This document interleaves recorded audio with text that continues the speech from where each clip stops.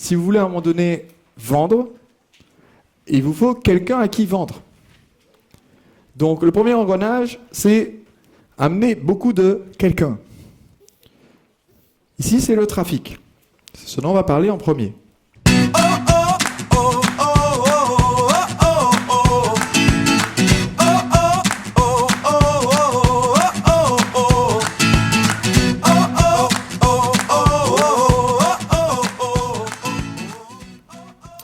Le trafic, donc, c'est le nombre de nouvelles personnes qui arrivent et découvrent votre site internet, votre point de vente, passent un coup de fil pour poser vos questions, assistent à une de vos présentations, quel que soit le support. Voilà. Ils entrent en contact avec ce que vous avez à proposer. C'est le premier engrenage de la machine. Plus vous en avez qui arrivent à ce stade-là, meilleurs vont être vos résultats derrière. Si vous n'avez aucun pourcentage à 0% quelque part dans le reste. Parce que sinon, vous pouvez mettre autant de trafic que vous voulez, multiplier par 0% de conversion à n'importe quelle étape, ça ne donnera pas des super résultats. Deuxième étape dans ma machine. Attention. J'ai appris de mes erreurs. Non, en fait. Deuxième engrenage de ma machine, c'est quand j'ai quelqu'un qui est arrivé sur mon site. Je vous ai dit tout à l'heure que quelqu'un qui arrive sur mon site, c'est un suspect.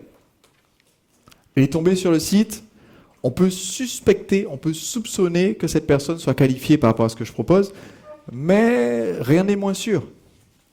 Peut-être qu'il est tombé sur votre site internet en cherchant quelque chose qui n'avait rien à voir. Quelqu'un qui tape cœur dans Google et qui tombe sur votre site a peut-être un problème de cœur. A peut-être un problème de cœur.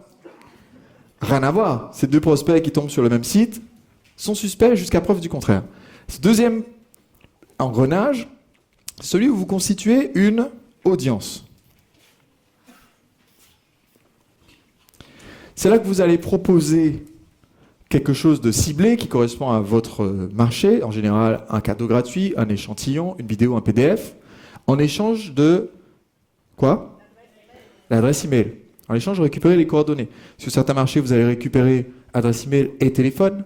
Pour d'autres, vous allez carrément avoir une demande de devis avec plusieurs champs, une adresse, des informations dont vous avez besoin pour qualifier le client et envoyer le devis. Mais ici, c'est une étape essentielle. Et je vais expliquer pourquoi c'est essentiel. L'étape suivante, c'est de convertir la personne en client. Si vous essayez de convertir directement le trafic en clientèle, c'est possible. C'est tout à fait possible. Combien d'entre vous aujourd'hui ont des internautes qui, en visitant votre site internet, achètent de temps à autre un produit directement ? C'est tout à fait possible. Maintenant, la question c'est, combien de personnes vous perdez en essayant de faire la vente directement ? Vous pouvez sauter cette étape audience, mais si vous sautez cette étape, vous perdez un pourcentage énorme de votre potentiel de vente. Peu importe votre site internet ou votre méthode de vente, votre taux de conversion ne peut pas être de 100%, ou alors, si votre taux de conversion est de 100%, c'est que vous vous adressez seulement à un tout petit groupe de personnes. Je vous ai parlé de Romy, 36 ventes sur 30 premiers prospects, c'est génial. Maintenant, c'est impossible, par contre, d'avoir 30 000 prospects et de faire 36 000 ventes.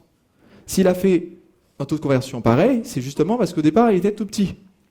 Mais s'il voulait faire 36 000 ventes, il lui faudrait 200 000 prospects sur sa liste, ou bien plusieurs millions de personnes qui visitent le site s'il ne récolte même pas les adresses. Est-ce que vous me suivez ?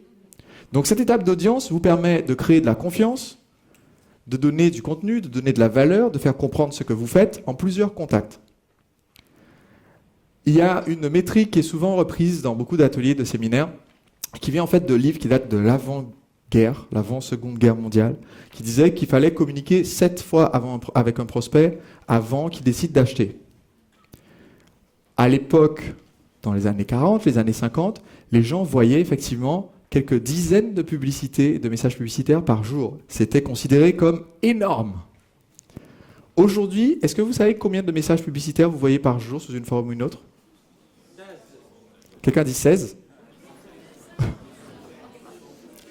Ah, largement plus de 100. Plusieurs centaines.